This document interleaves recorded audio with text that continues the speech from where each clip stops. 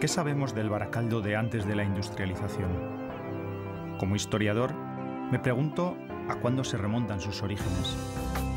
Baracaldo es muy antiguo, pero ¿cuándo nace? ¿Cuándo se funda? ¿Realmente tuvo una fundación?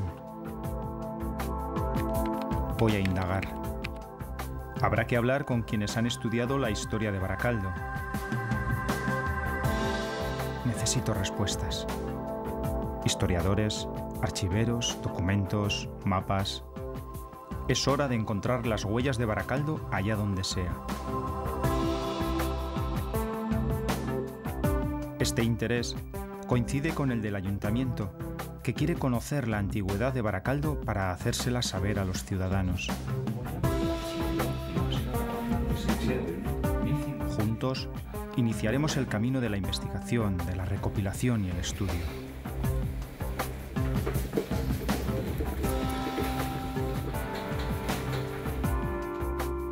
Hay que ponerse en marcha.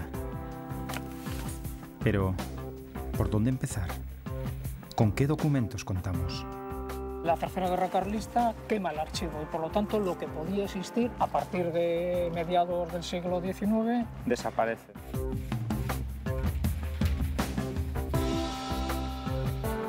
Sin esas desapariciones entonces podríamos estar hablando de una ciudad medieval, una ciudad que tendría sus casas, torres... Más que ciudad, un entorno medieval.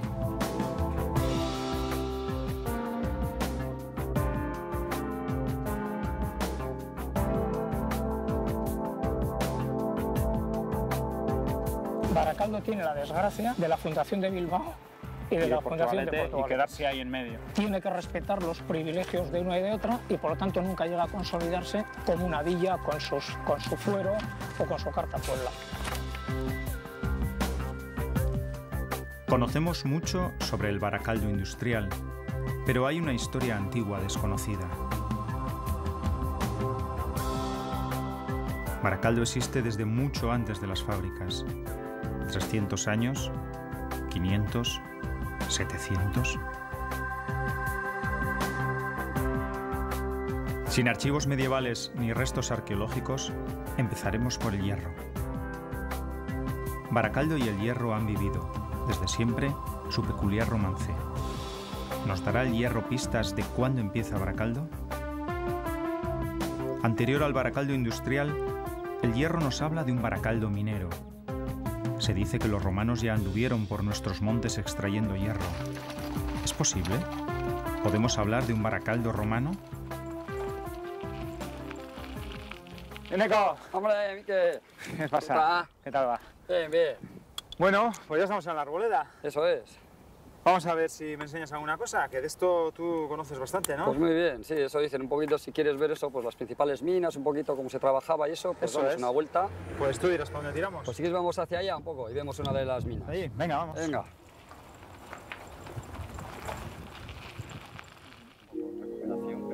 Hierro, hierro y hierro, ¿no? Eso es, aquí toda una montaña de hierro que ya hablaban desde los romanos, ¿no? Plinio el Viejo pues ya decía eso, que había una montaña de hierro justo pues, cerca del mar Cantábrico y bueno, pues se puede decir que desde Bilbao hasta Cantabria pues, estaba todo lleno de minas de hierro, ¿no?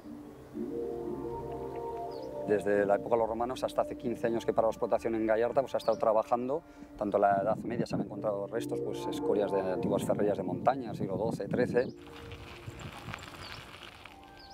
hasta la gran explotación del mineral a finales del siglo XIX y principios del XX, la gente venía a trabajar y marchaba luego a los pueblos de abajo, a Baracaldo, a Traparán, los pueblos que conocemos.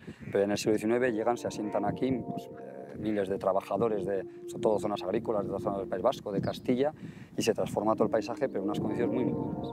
Hay que estar preparado para subir por aquí con un barreño, Sí. una maza 8 veces más pesada que la que llevo yo aquí.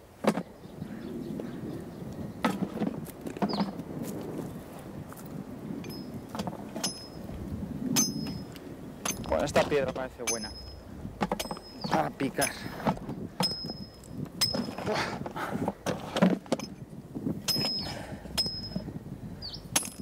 Eneco, y así 10, 12 horas diarias. Sí, eso, y hay que darle más fuerte, que si no, no sale, ya ves. Que Y no con, es una nada fácil. maza mucho más pesada, ¿no? Eso es, a veces hasta 13 decían, y como a 13. veces solo les pagaban cuando trabajaban, si llovía, muchas no cobraban, estaban accidentados. Eso, y además no solo era darle, sino llenar el cesto, o sea que ya ves.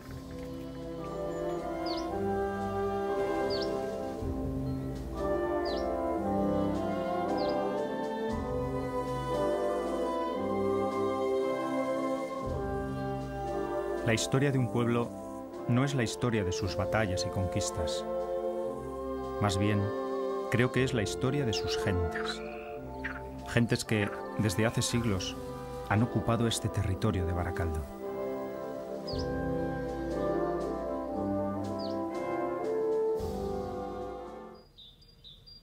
Este es el impresionante plano inclinado de Arnábal, bajada natural de mineral desde el Argalario hasta el Regato, que fue utilizado desde época muy antigua.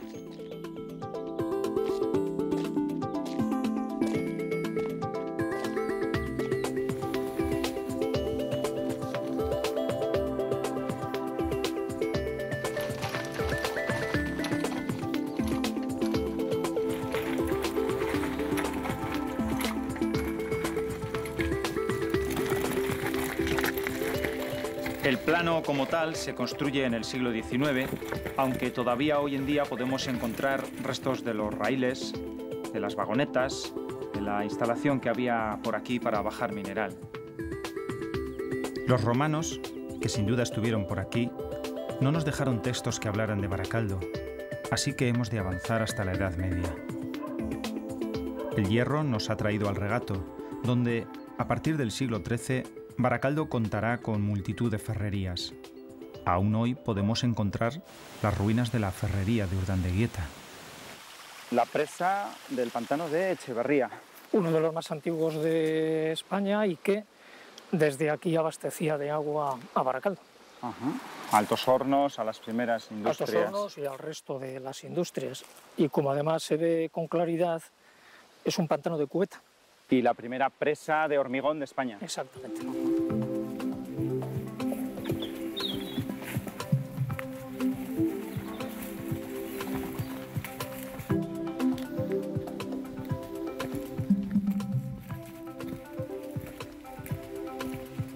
Por abajo, cuidado, ese madero está un poco chulo.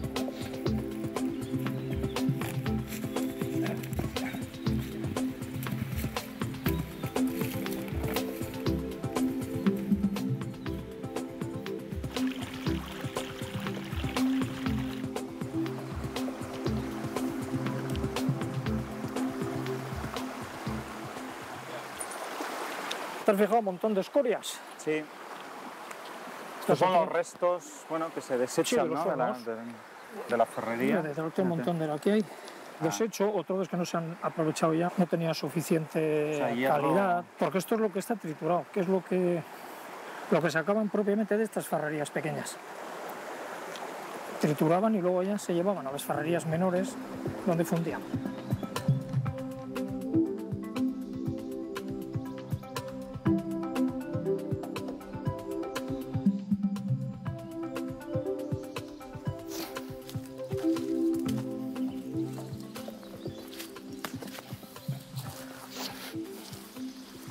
Bueno, hemos llegado a la ferrería de Urdandeguieta, bueno, al menos a su presa.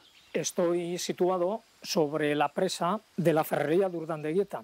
Esta presa almacenaba el agua del arroyo Frades, que está aquí a mis pies, y servía para usos pues, de los martinetes, de las ruedas, etcétera, etcétera. Actualmente todo esto está colmatado y la ferrería se encuentra a unos 60 metros a mis espaldas. Estamos delante de la explanada donde estaría ubicada la ferrería. Aquí tenemos un esquema cómo sería esta ferrería. De toda la instalación lo que nos queda es este muro, que es donde estaría la rueda, ¿no? Aquí tendríamos una instalación, hacia la mitad tendríamos el horno y al fondo tendríamos el resto de la instalación.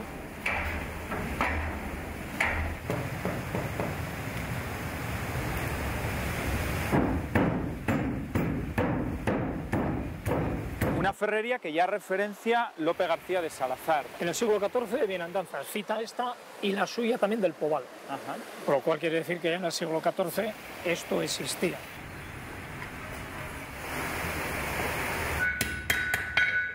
Que es curioso el río Castaños, que es este río, ¿no? Que hoy en día es zona verde de Baracaldo, pulmón de Baracaldo, ha sido en el Baracaldo medieval La zona industrial, la zona de las ferrerías, ¿no? Tenemos 6 ferrerías más o menos, habría desde aquí hasta lo que es el desagüe en Retuerto. La última, la de Bengolea.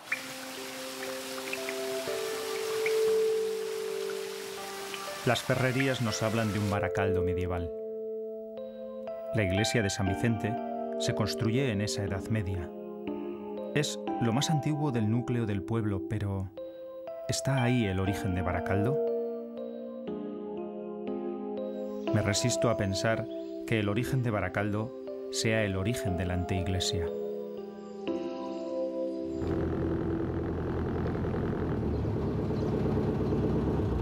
Hay que ver cómo ha cambiado todo esto, Jaime. Pues tremendamente. Por cambiar ha cambiado hasta el agua. La importancia que ha tenido el agua con la vida de Baracaldo y con la historia de Baracaldo. Sí, la ría yo creo que para Baracaldo ha sido vital.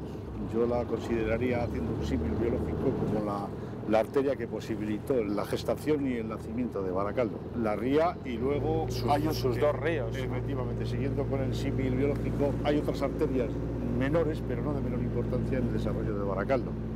Que son el Cadagua y el Galindo, ¿no? El Castaños Galindo, diría yo.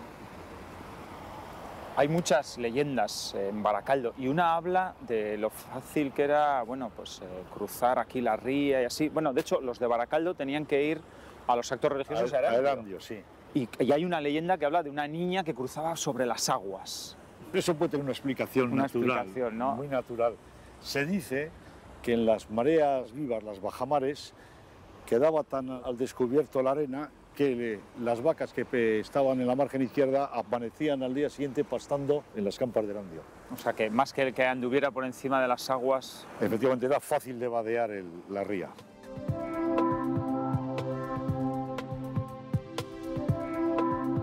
Y la famosa calle Portu, ¿no? Una de las vías principales emblemáticas del pueblo. De Baracaldo para unir la zona de desierto con la zona alta. El centro del núcleo urbano. Esta calle, pues posiblemente haya sido la calle que ha albergado más oferta comercial y de servicios de toda la margen izquierda, y posiblemente estoy casi por afirmar que en el País Vasco, porque en tan poco espacio de vía urbana aquí había oferta de todo tipo. Hasta primeros de los años 1960 albergaba bares, había una administración de lotería, estanco. Aquí por donde pasamos ahora estaba el Gran Cinema, una sala de cine. Una sombrerería también, ¿no? Tiendas de muebles, estudio fotográfico de la familia Páramo, luego había cesterías, había más refinería. Un hervidero de gente, ¿no? Más farmacias y luego pues consultas médicas, consultas odontológicas, joyerías, relojería. Y supongo que en una zona máquinas de coser, de paso natural, ¿no? Natural, y de mucho tráfico de peatonal, porque era la estación de Renfe estaba y sigue estando en la parte baja, y un porcentaje altísimo de gente tenía que ir a coger el tren para trasladarse a los trabajos. Otro tren que cruzaba la calle Porto. Un paso, ¿no?, a nivel con barreras de la compañía minera franco-belga, hoy en día transformada en Videgorri. En 1340, entonces, un hito en la historia de Baracaldo. Efectivamente, en 1340 se funda la parroquia, se desanexiona de la iglesia, se desanexiona de la de Erandio, y la fundan a partes iguales los señores Galindo de Retuerto, Sancho López de Baracaldo y López González de Zorroza. Y posteriormente, en 1366, pasa a engrosar la Casa de Juntas de Guernica y se desanexiona de las encartaciones. O sea que si cogemos el año de 1340 estaríamos hablando que Baracaldo pues, va a alcanzar los 700 años. Sin embargo, sabemos que... Hay datos y además constatables que antes de esa fecha ya existía Baracaldo, bastante antes. Por lo menos podemos calcular en 1000 años. Pues una anteiglesia es la asamblea de vecinos en concejo abierto que se reunían delante de una iglesia. De ahí viene el nombre de anteiglesia, viene en el pórtico, viene en el atrio. Fueron muy comunes en Vizcaya en contraposición al fuero de las villas y de las encartaciones y el duranguesado. Y se regían por el derecho foral. Y esta iglesia desanexionada de Erandio en 1340, pero ya construida en 1322, porque en la Carta Puebla de Portugalete figura como existe la iglesia de San Vicente. Y ya en 1322, San Vicente como patrón de Baracaldo. No, se le proclama en 1643. Un mártir del siglo V, aragonés, ¿qué vinculación tiene con Baracaldo? ¿Por qué es patrón de Baracaldo?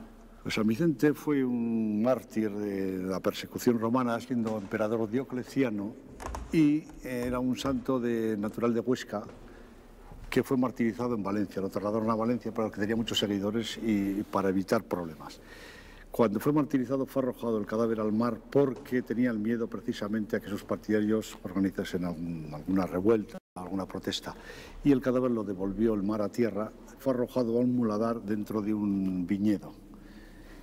Y precisamente la iconografía con que se representa al santo suele aparecer siempre un cuervo, que representa, según dice la tradición, que hubo un cuervo que le protegía de los ataques de las alimañas, el cadáver.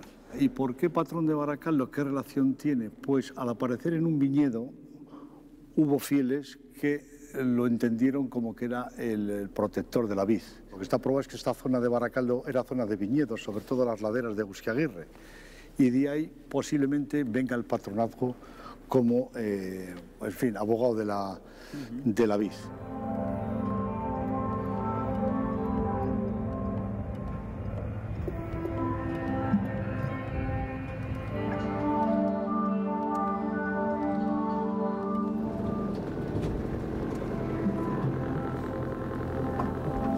En aquella loma, donde aquellos árboles, se encontraba el monasterio de los Carmelitas Descalzos.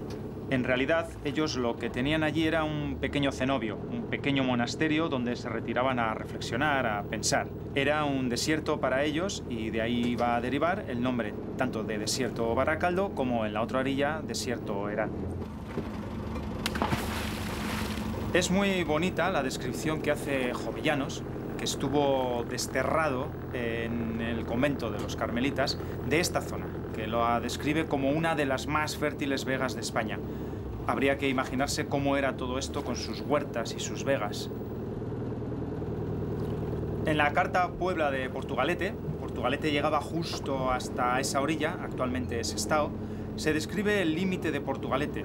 Por lo tanto, lo que queda al otro lado va a ser Baracaldo. Así, en los documentos de Baracaldo se marcará el Galindo como la frontera, una de las fronteras naturales del municipio, del territorio de Baracaldo.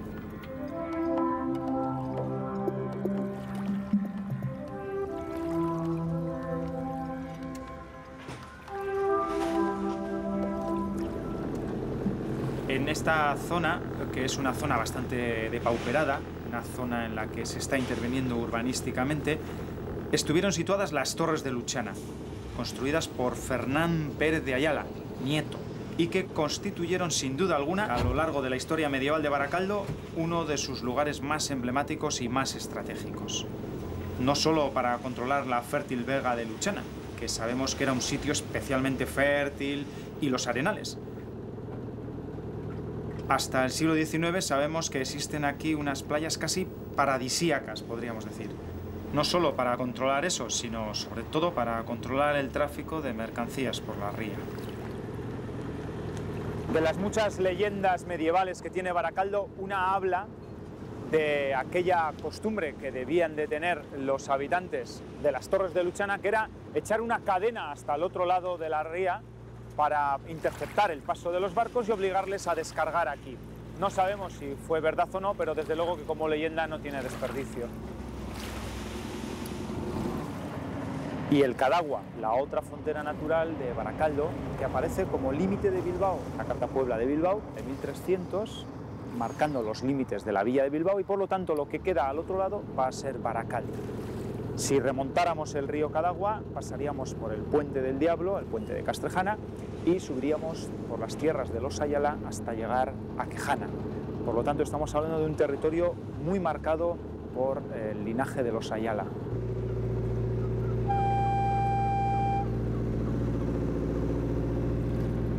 Baracaldo y sus ríos, orillas que hoy se recuperan para la ciudadanía y que durante décadas han sido lugar de cargadero de mineral y de instalación de fábricas.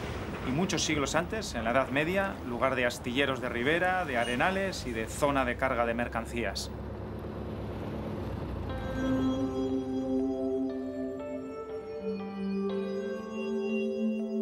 Es poco conocido que la Edad Media baracaldesa fue testigo, además, del poder de una orden religiosa, la de los mercedarios, que tuvieron en Burceña el principal monasterio de España. Plaza de Burceña, iglesia de Burceña, y aquí estuvieron situados los mercedarios. Parece ser que fue fundado hacia 1384, según las crónicas, una donación de los señores de Ayala. Separatas, de especialistas.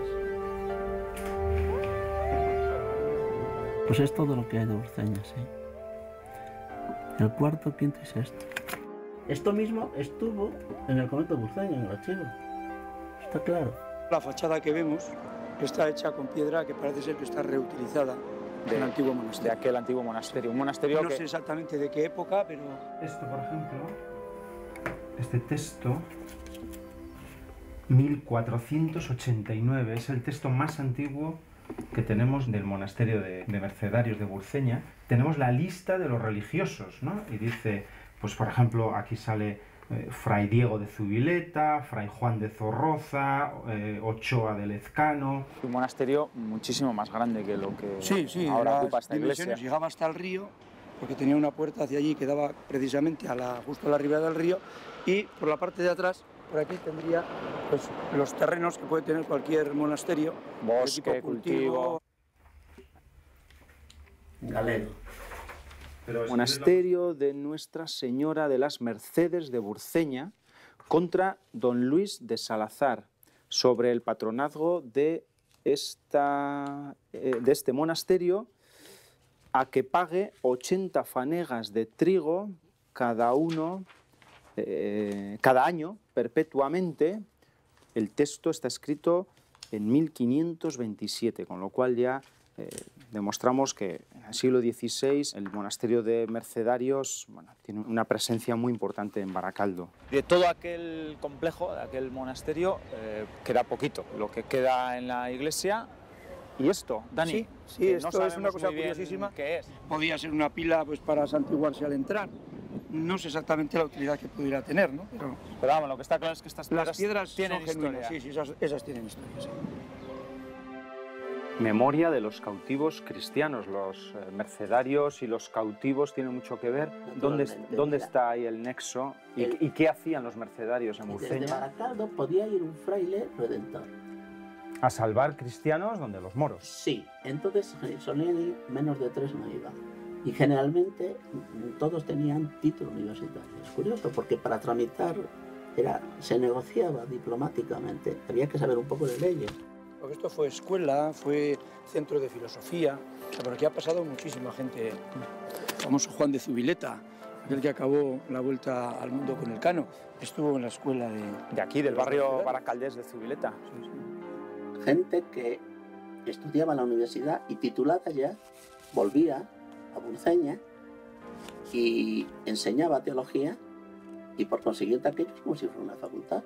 La Merced compaginó siempre la redención, que era el carisma, con el humanismo.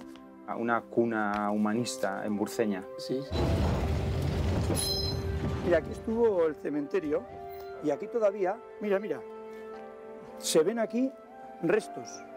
Huesos de los mercedarios que se enterraban aquí. Estarían enterrados aquí. Al romper la trinchera para el tren, entonces aparecieron parte de los enterramientos a la luz. Ya nadie duda de que el Baracaldo medieval fue poderoso y codiciado. De aquella época nos queda aún el puente sobre el Cadagua y la calzada románica. ¿Qué nos contarán sus piedras sobre el origen de Baracaldo? El río Cadagua, pues, una de las fronteras naturales de Baracaldo, ¿no? Galindo, el Cadagua y el Nervión. Lo que el historiador Michel Olabuenaga llama la Mesopotamia encartada. Mesopotamia, un espacio entre ríos, ¿no? Y uno de los ríos más importantes de Vizcaya, básicamente porque en el lado en el que estamos estaba la calzada, que viniendo de Castilla llegaba a Almaseda, atravesaba el Cadagua y llegaba hasta... y se dirigía hacia Bilbao, que era la arteria comercial. La autopista comercial de la Edad Media. Sí, ya desde la Edad Media, y que lo será con sus altibajos pues durante el siglo XV, XVI, XVII, XVIII. Y para sortear este río Cadagua, el Puente del Diablo. El puente está pensado porque la calzada va por esta orilla y cruzaba luego a lo que era la antigua República de Abando, que hoy en día pertenece a Bilbao, y de ahí subía al Alto de Castrejana y bajaba hacia la villa de Bilbao. Y entrando en Baracaldo, una entrada natural, la única manera de cruzar el Cadagua, ¿no? Se considera que fue construido a finales del 15 por Pedro Ortiz de Lequeitia. Es una construcción bastante voluminosa, potente, que ha perdurado durante los siglos. Incluso hoy en día sigue siendo utilizado, la atraviesan camiones, Sí, como coches. un lugar de paso natural del río Cadagua. Sí. De hecho, a conciencia, ¿eh? Sí, es un puente, y a veces tiene una luz bastante amplia, hecho con sillares.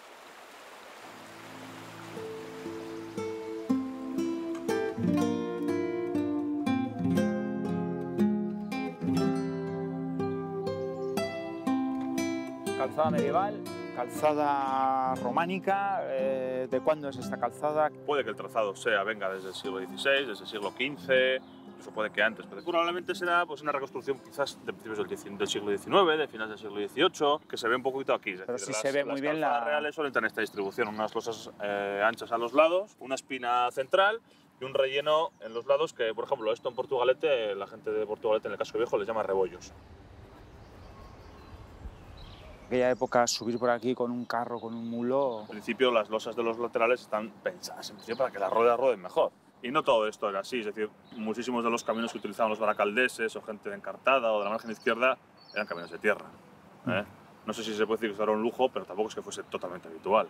Muchos caminos eran así, los caminos que bajaban de las minas, pues dudo yo mucho que estuviesen... Sí, porque la subidita desde el Puente del Diablo hasta Sant'Àgueda por este carretil... Sí, no, es duro, vamos, pero bueno.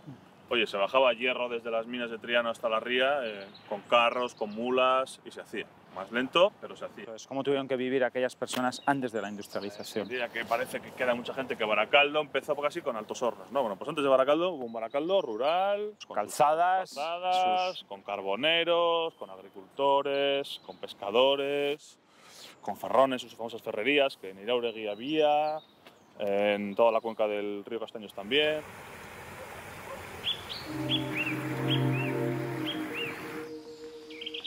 Un paisaje, un bosque, un entorno ocupado desde la prehistoria. Sí, por supuesto. Es en la zona que da el Regato, en Arrioche y con la Cueva de los Mosquitos ha habido descubrimientos prehistóricos. Pero bueno, lo cierto que lo que demuestra es que ha habido gente. Ha habido gente y había poblamiento desde la prehistoria. Hasta hace no mucho se pensaba que la urbanización había sido muy débil aquí. Hombre, y ciertamente fue débil. Siempre se ha supuesto que el hierro famoso de las minas de Triano sería uno de los elementos más importantes para los romanos o para los indígenas romanizados.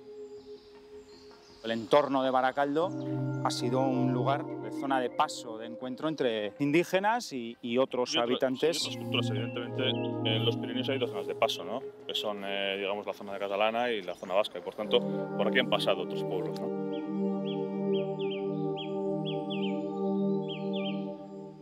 Y esta es Sant'Àgueda, que además guarda una leyenda muy bonita, ¿no? Es una ermita muy querida por los baracaldeses. La procesión de Sant'Àgueda viene muchísima gente, no solo de Baracaldo, sino de otras zonas. Y hay una tradición. Sant'Àgueda, pues ya sabes que es la santa destinada a curar los males del pecho. La cortaron los pechos, eso es un poco... su imagen me aparece con una bandeja y los pechos en la bandeja. Entonces ha sido asociada pues, a la curación de las enfermedades del pecho, catarros, pulmonías, etc., ¿no? Y dentro hay una imagen muy antigua, realmente medieval. Es un alabastro de Nottingham. Y es una figura de Santa Juliana o Santa Margarita, no está muy claro cuál de las dos, pero la tradición popular dice que es Sant'Àgueda. Se llaman alabastros de Nottingham. Probablemente eran importados en los siglos XIII, XIV, si no recuerdo mal, traídos de Inglaterra, se traían aquí y probablemente formaban parte... Pues, la escultura más antigua de Baracaldo. Pues, hombre, no te lo podría asegurar al 100%, pero no me extrañaría que lo fuese, ¿no?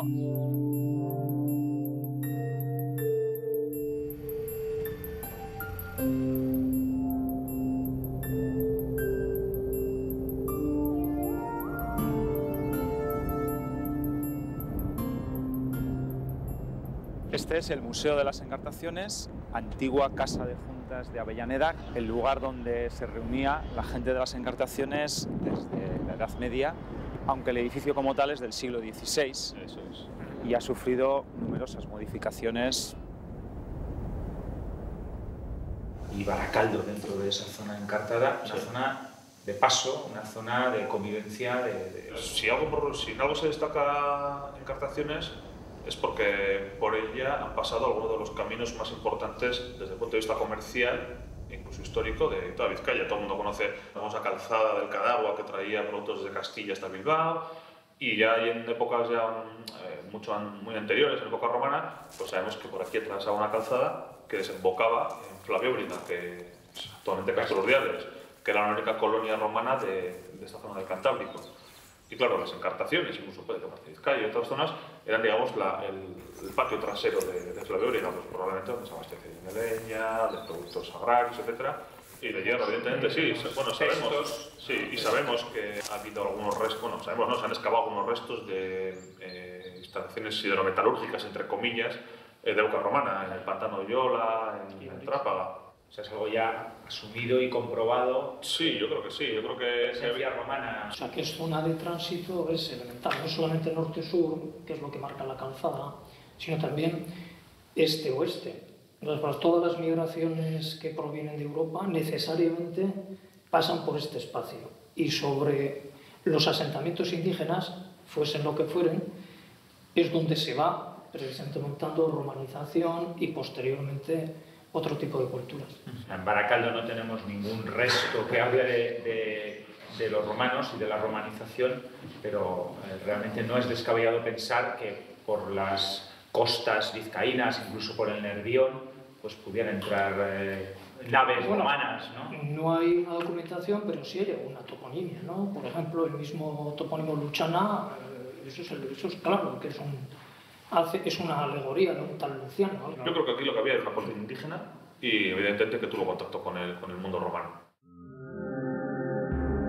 Baracaldo, zona de paso de distintas culturas desde la prehistoria. Romanos, indígenas, culturas centroeuropeas. Quizás Baracaldo fue antes que un municipio, un territorio. Pero, ¿cuándo se define el territorio? Los linajes de los Ayala, los Salazar, los Velasco harán de Baracaldo un lugar importante en la corte castellana y darán forma al territorio baracaldés. La referencia en Ayala son los Ayala. Este es el solar de ellos. Tendrían más casas, más torres repartidas por el entorno, pero la que refleja quiénes eran, su estatus y esto, es esta de aquí, la de las Torres de Quejana. Estamos en Álava, ¿y esto qué tiene que ver con Baracaldo? Y es un territorio que ya desde el año 1040 aproximadamente está perfectamente definido. Aproximadamente lo que es Colindres, toda la costa, Somorrostro, Baracaldo, y la subida del Cadagua completa hasta Arrigorriaga, San Vicente de Abando, Orozco y Mena. Pues todo esto era de los Ayala. La época de los Ayala se extiende aproximadamente entre 1340 y llega hasta 1450. Estamos hablando de 400 años en los que, bueno, Baracaldo tiene su peso en la historia. Sí, una de las partes más importantes, sin duda.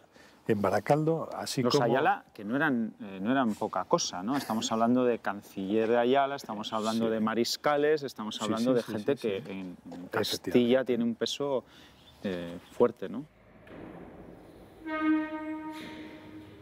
Hombre, todos ellos fueron gente muy importante, muy situada al nivel de la corte, y para Baracaldo, pues posiblemente todos ellos fueron muy importantes. Desde Fernán Pérez de Ayala, el primero de ellos, que recuperó Baracaldo, lo volvió a comprar. Su hijo, sin duda el más importante de todos, el Pedro López de Ayala, que escribió varios libros, La Crónica de los Reyes de Castilla y sobre todo El Rimado de Palacio, que es un monumento de las letras castellanas. Importante fue también su hijo, el otro Fernán Pérez de Ayala, que es el que hizo construir las torres de Luchana. Importante también en su medida el nieto, Pedro de Ayala, que murió sin descendencia y es con el que se perdió Baracaldo para los Ayala, cuando intentó recuperarlo de los Salazar. Ellos podían juzgar y ejecutar la justicia, o sea, era un poder terrible. Sin embargo, los vecinos, en los pleitos que ha habido, se lo negaban. Sí tuvieron poder para poner alcaldes, para poner referentes políticos en Baracaldo. Lucha entonces entre los intereses de los Salazar y los intereses de Ayala, que quieren, bueno, pues hacerse con el poder de Baracaldo. Fue un choque de intereses. Eso, por Baracaldo. Por Baracaldo. Claro, aprovechando la circunstancia de que los Ayala se habían quedado con el heredero menor de edad, entonces quisieron cogerse el valle, salir de lo que era su zona, donde dominaban completamente, que era todo el valle de Somorrostro, todo hasta Baracaldo, y entrar en Baracaldo. Y es cuando se produce un encuentro guerrero. Una auténtica batalla. Tanto era la importancia de Baracaldo que llega a enfrentar a estas dos grandes familias. Claro, eran muchísimos intereses, eran muchas torres las que tenían, eran muchas casas, eran vasallos, eran ferrerías, eran montes. El control de los ríos. El control de los ríos. Todo el tráfico fluvial que venía a Bilbao pasaba por las torres de Luchana. Claro, decían, bueno, a nosotros nos interesa este valle, es muy importante estratégicamente, desde él se puede dominar el acceso a Bilbao, que ya era el comercio más importante que había probablemente en todo el Cantábrico. Claro, toda la lana castellana sale por Bilbao, y lucha entre los Salazar y los Ayala y batalla. No era una batalla, fueron por lo menos tres entradas de las tropas de los Velasco. Pero no eran solamente tropas de los Velasco, eran tropas de los Velasco, tropas encartadas y tropas de los Ayala. No llegaron a darse batallas grandes, era entrar a destrozar lo que podían. Tomaron todo lo que habían tenido los Ayala en Baracaldo y se hicieron propietarios de las torres de Luchana, que no devolvieron jamás. Posteriormente ya fueron cambiando de propietario, pero el fin de los Ayala en Baracaldo, la referencia de los Ayala en Baracaldo, termina cuando empieza la de los Velasco. Es una pena que se hayan perdido las torres, porque era la referencia monumental de la zona, era la referencia, posiblemente uno de los monumentos militares más impresionantes. Sí.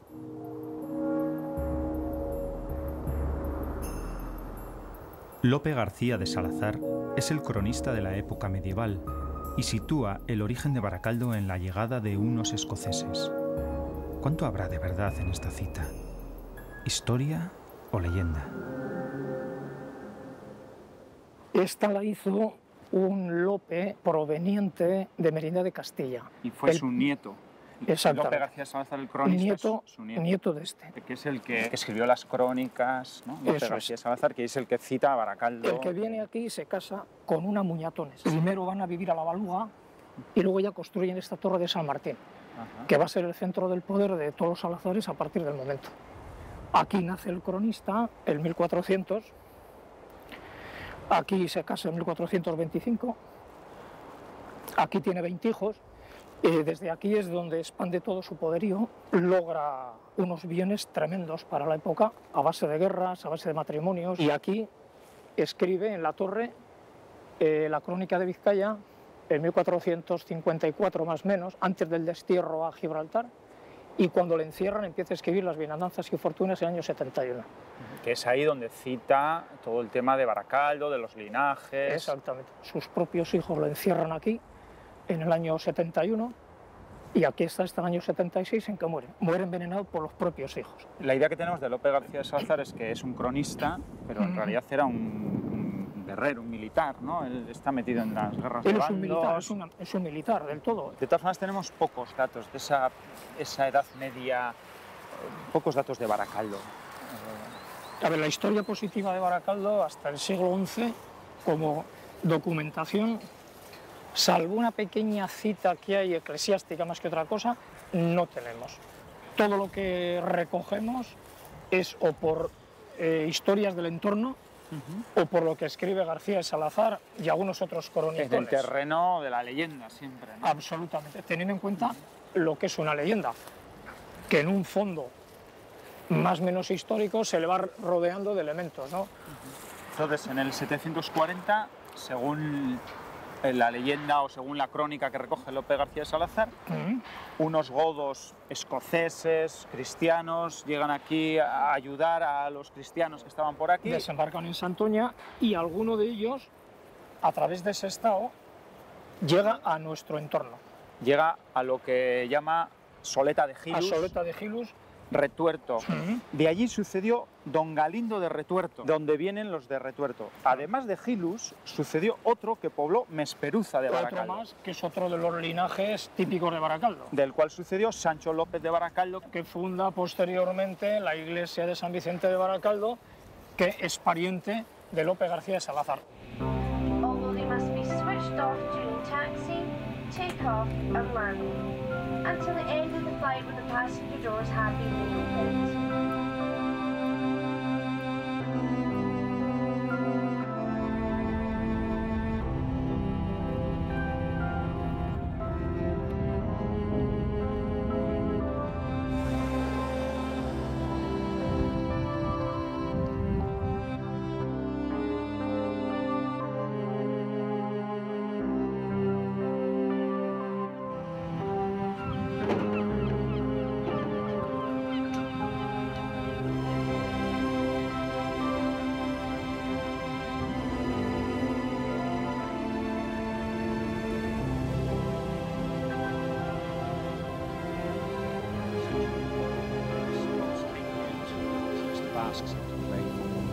Y hablamos de la leyenda de los escoceses. Una leyenda que vincula Escocia, estas costas escocesas, con Baracaldo. Y habla de godos, de cristianos, de flotas. ¿Qué puede haber de verdad en todo esto? Well, we know that the Scots had boats capable of travelling far distances, and often the Christian Scots would travel, the warriors would travel and help their fellow Christians. So it's very probable that the Scots would go to the north of the Iberian Peninsula to help their fellow Christians.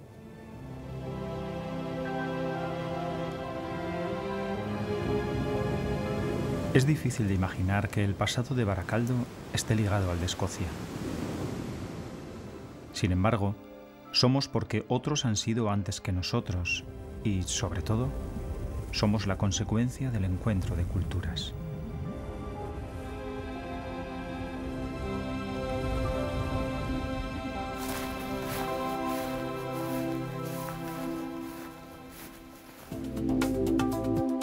Seguimos dos pistas, la leyenda de los escoceses y un posible documento del siglo X. ¿Quién iba a decirnos que Baracaldo guardara tanto secreto?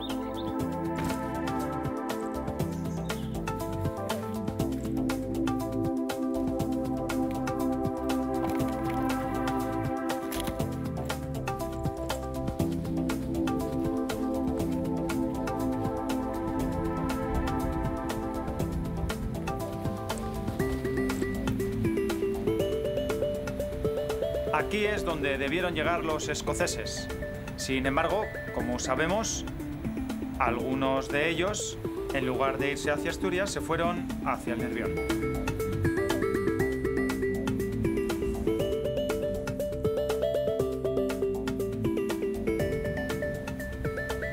Vamos a buscar el punto más saliente de esta costa de Santoña. Ese punto que suponemos será el primero que vieron los escoceses aquellos que llegaron.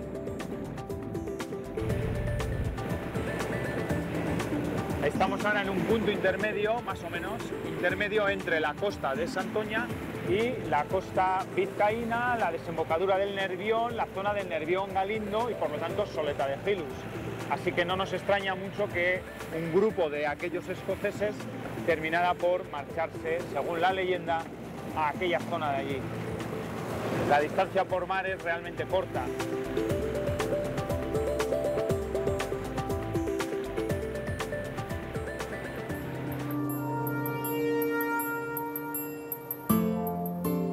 La investigación habla de un territorio ocupado desde la prehistoria y definido ya desde inicios del siglo X.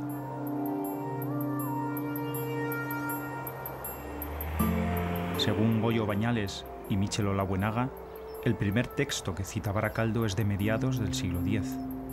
Y si hay un lugar donde podamos buscar, ese lugar es el archivo de San Millán de la Cogolla. Dicen los historiadores que en el año 1051 Baracaldo aparece escrito por primera vez. ¿Existe ese documento realmente?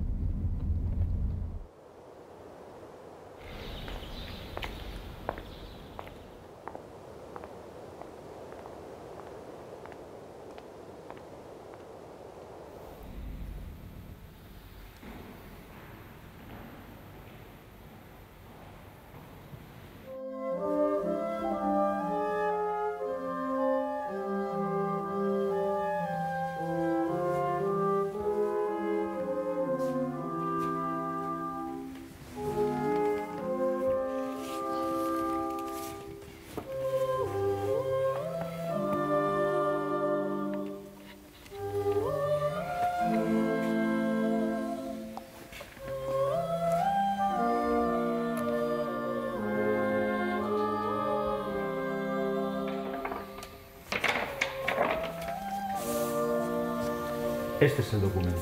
En la página Lope Blasco el monasterio de Donación, Baracaldonenses. firmas, Aquí está.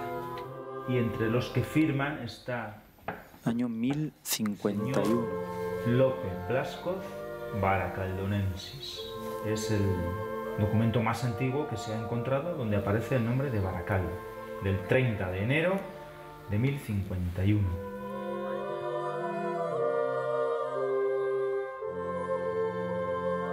Este es el texto que buscábamos, la más antigua referencia a Baracaldo, nuestro texto. Más de 900 años de Baracaldo en la historia.